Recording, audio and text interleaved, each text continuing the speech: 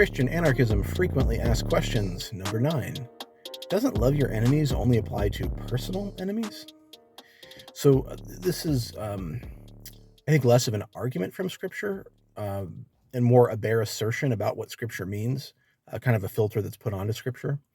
In the Sermon on the Mount, Jesus told his hearers, quote, "You've heard that it was said, an eye for an eye and a tooth for a tooth. But I say to you, do not resist the one who is evil. But if anyone slaps you on the right cheek, turn to him the other also. And if anyone would sue you and take your tunic, let him have your cloak as well. And if anyone forces you to go 1 mile, go with him 2 miles. Give to the one who begs from you, and do not refuse the one who would borrow from you. You've heard that it was said, you shall love your neighbor and hate your enemy. But I say to you, love your enemies and pray for those who persecute you, so that you may be sons of your Father who is in heaven. For he makes his sun rise on the evil and on the good, and sends rain on the just and on the unjust." That's a long quotation from Matthew 5:38 through 45 from the ESV.